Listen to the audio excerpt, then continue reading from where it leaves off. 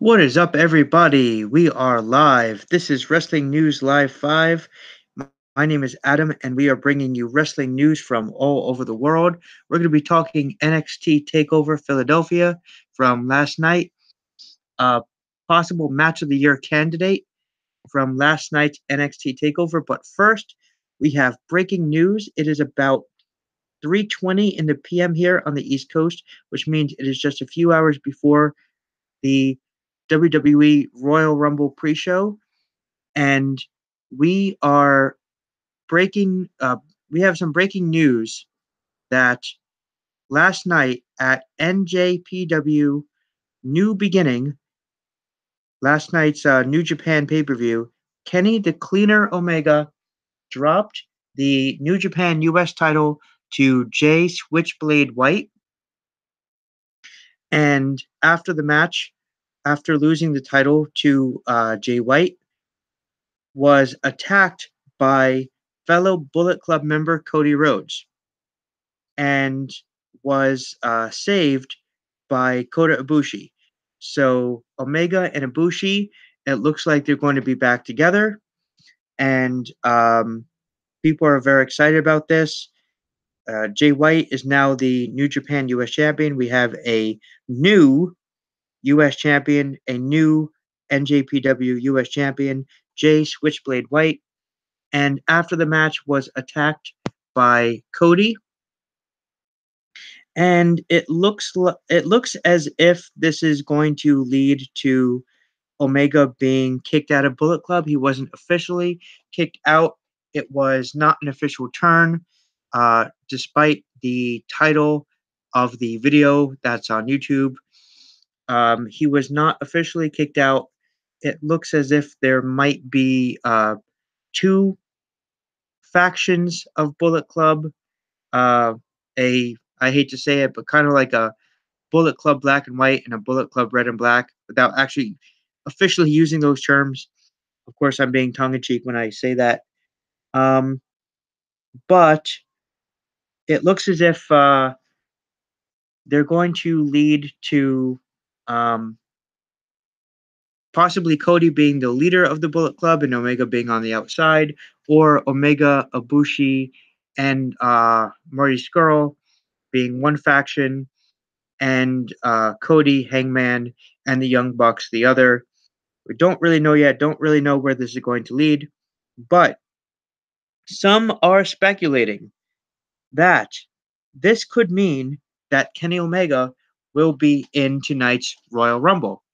Now, of course, you're asking, well, if he's in Japan, if he has a contract with Japan, because it's being rumored that he just signed a contract, a 1-year contract with New Japan, how could he possibly be in the Royal Rumble match? Well, the same way that Jericho was on Raw 25, essentially, that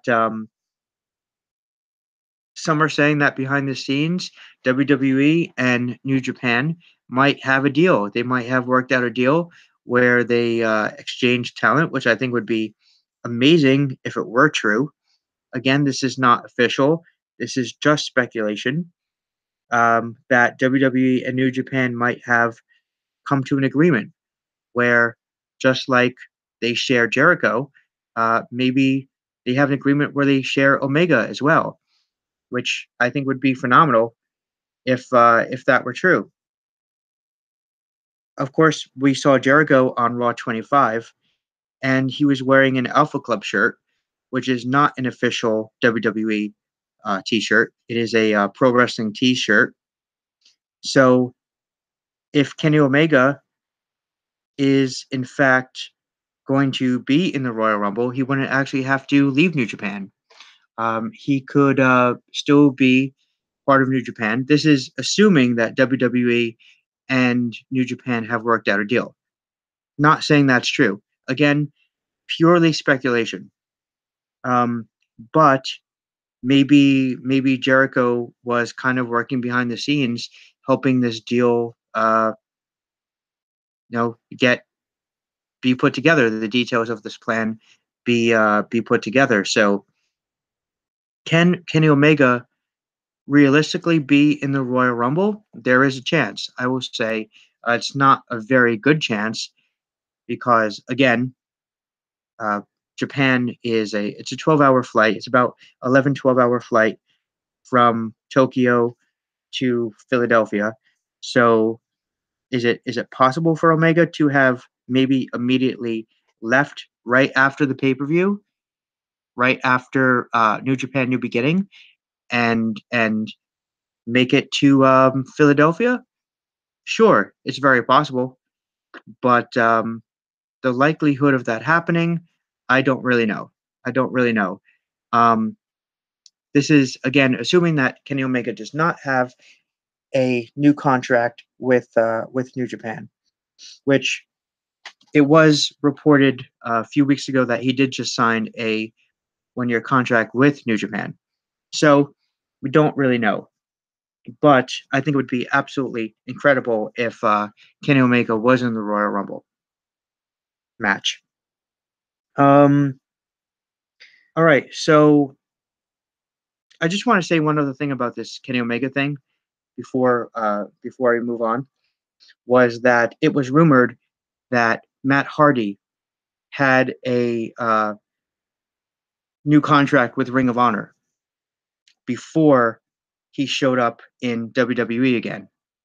So even though it was rumored, even though it was reported a few weeks ago that Kenny Omega had signed a new deal with New Japan, we don't necessarily know if that's true. It could be a swerve.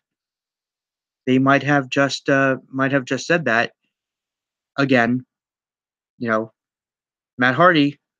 It was said that he just signed a new deal with ROH. So don't really know, but we will find out tonight in just a few hours' time at the WWE Royal Rumble, which the pre-show begins in just about 2.5 hours. But right now, let's talk about NXT Takeover from last night. This was kind of honestly thrown together at the last minute show. Um, and a lot of the matches weren't really put on the card until maybe a day or two before. We didn't really get the Velveteen Dream and Cassius Ohno match set up until that little 30-second clip on YouTube showed up. The WWE channel, YouTube channel, released a little 30-second clip where Cassius Ohno and Velveteen Dream sort of have a little bit of a confrontation backstage, and that's how they set up that match. But I have to say, for a show that was kind of thrown together at the last minute, it was pretty good. It was a pretty good show for something that wasn't real. A lot of the matches weren't really advertised. So let's get into that right now.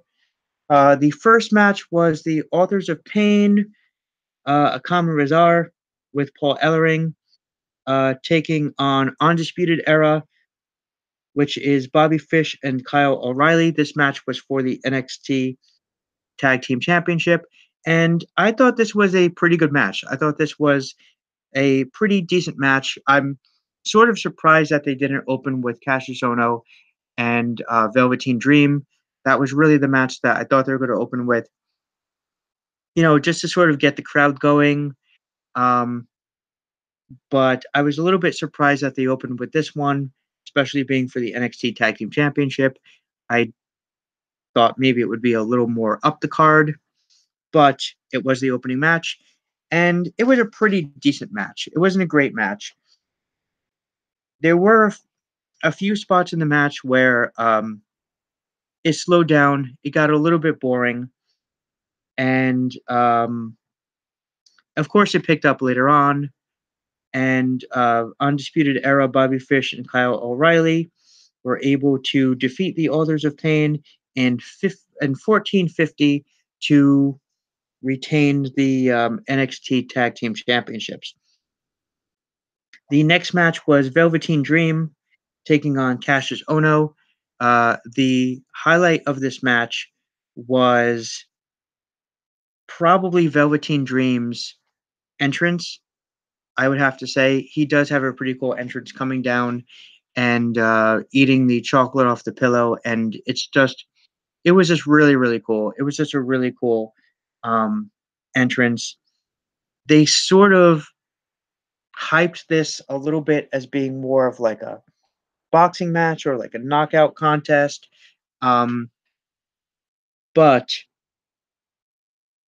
in the end, it was Velveteen Dream defeating Cassius Ohno in a somewhat decent match. Um, Cassius Ohno honestly looked a little bit outmatched by Velveteen Dream. There was a little bit of a styles clash, no pun intended, and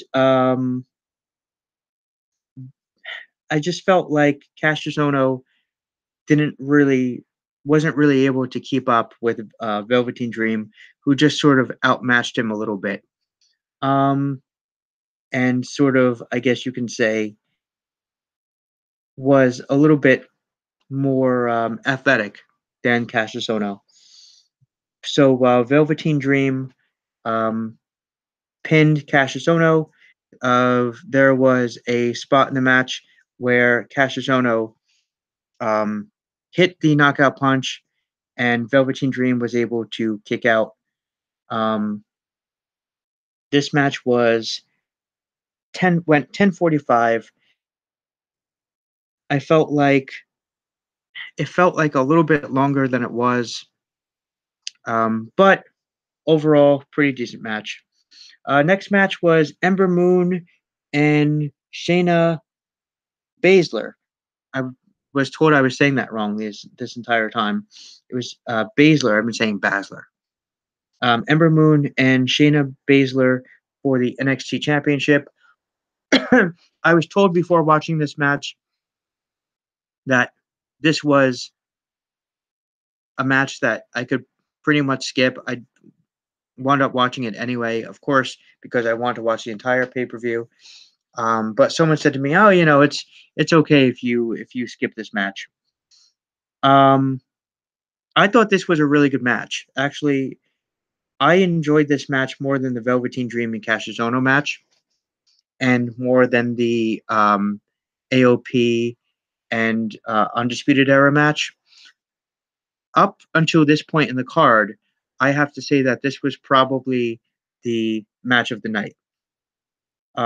So Ember Moon was able to retain the NXT Championship against Shayna Baszler, and Shayna Baszler attacked Ember Moon after the match and basically put her in like a rear naked choke and was able to choke her out.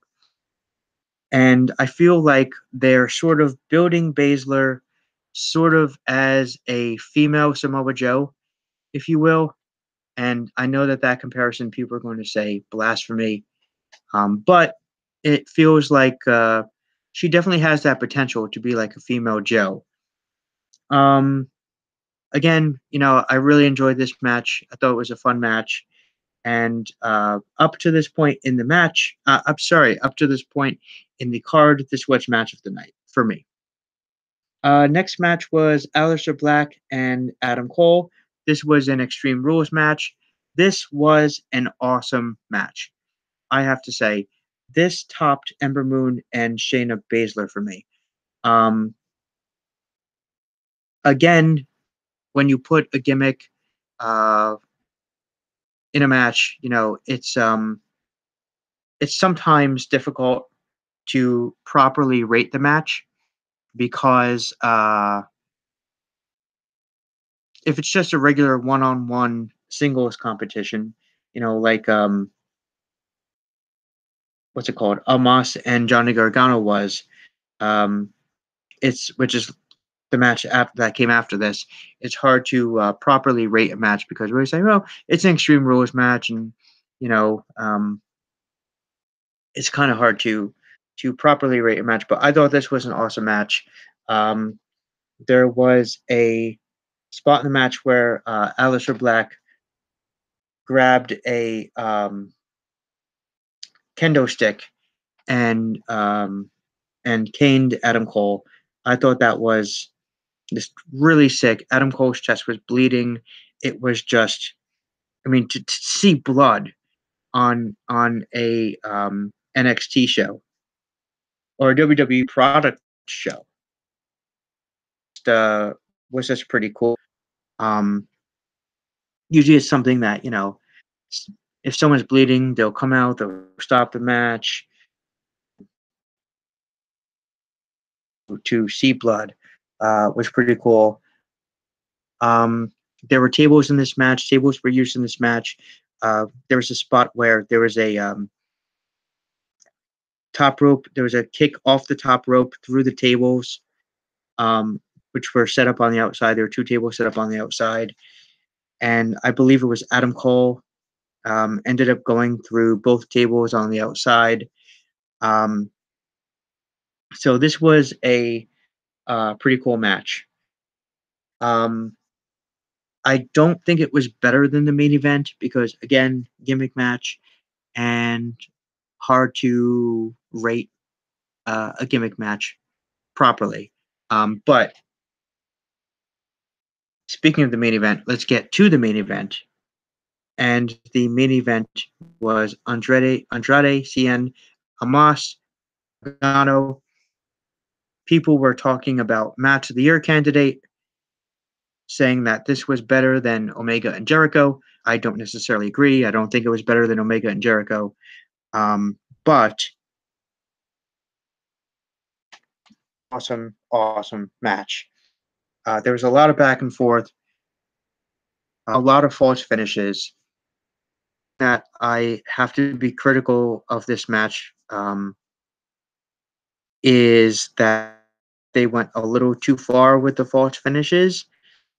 Like there were a couple of spots where um, it should have ended, and I would have maybe cut this match down by about 5 or 10 minutes, maybe. There was a great sequence at the end where I felt like, okay, you have a great opportunity to end this match now, to kick out. And, spot, kick out, spot, kick out. And I just felt like they went a little too far with the false finishes. And I would have cut the near pinfalls down by about 4 or 5. Also, during the match, there was a great opportunity, I felt, to have Tommaso Ciampa interfere in this match and cost Gargano the match, and they didn't do it. But really exciting, really high paced match. Again, people are talking about this match being a match of the year candidate, up there with Jericho and Omega. I really enjoyed this match. I thought it was a lot of fun. After the match, which, by the way, Andrade Cien Almas was able to retain. And after exiting the ring, Johnny Gargano was attacked by his former partner, Tommaso Ciampa. I felt like they sort of missed an opportunity here to have Ciampa interfere during the actual match, which I would have done because there was really no reason for him to attack the loser. There was no real reason for him to attack after the match if he could have attacked during the match. So really, in kayfabe, it made a lot more sense for him to attack during the match than after the match. And it just sort of made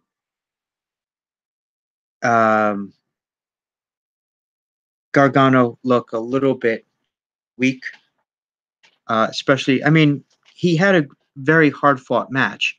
The match was incredibly good. So I don't think the match itself really hurt Gargano.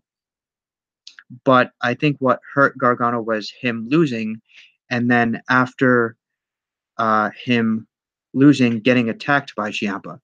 The way I would have booked it differently, the way I would have booked it would be I would have Ciampa go over. I'm sorry, I would have Gargano go over, and then during the celebration, I would have Ciampa attack Gargano and setting up a feud for the title between Gargano and Ciampa. Right now, you don't really have anyone for Almas to feud with, so I don't really know if what they're going to do with Almas right now. But I think it would have been much more interesting if you had Almas lose, and then after he loses, you have Gargano and Ciampa feud for the NXT Championship. That's just the way I would have booked it. Not saying that this feud isn't going to be good enough to have. Not saying that you need the title in this feud. I'm not saying that this feud is not good enough that it needs the title to be in it. Of course not. This feud will be just fine without it. This feud will be just fine without the NXT Championship in it. But just the way I would have booked it, the title gives it a little more oomph. It gives it a little more something on the line in this match, in this feud. So just the way I would have booked it. But that's not the way it happened. Almas retained.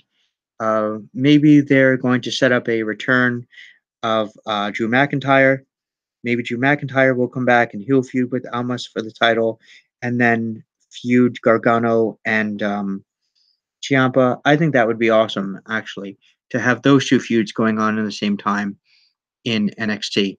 But that is pretty much it for now. Right now, I'm going to get ready to watch the Royal Rumble pre-show, and then after either later tonight or tomorrow, probably tomorrow because I don't think I'll be too tired to do a Royal Rumble review tonight. Um, um, I will do a review of Royal Rumble most likely tomorrow. Point after that, I'll be doing the 1988 with a new series that's coming up on this channel called This Year in Wrestling. The first year that I'm doing is 1988. I wish I was doing 98. It would probably be much better, but I'm not. I'm doing 1988 because that's the year I chose, and I have to live with it, and I'm already starting to regret it. But you'll have to tune into my review of the 88 Rumble to hear all of my thoughts on that. So this year in wrestling is going to be a series that's coming up very soon on this channel. The first review that I will be doing is the 1988 Royal Rumble. Thanks again for listening. If you like this video, please give it a like and click that subscribe button as well. Click the bell for notifications. Follow us on Twitter at I've Got Till 5. You can join our Facebook group and like our Facebook page, which is Rushing News Live 5 on Facebook is the name of the um, Facebook group, and at I've Got Till 5 on Facebook, and go to our like page and also follow us on Twitter at I've Got Till 5. This is Adam. This is Wrestling News Live 5, and I will see you after the Rumble.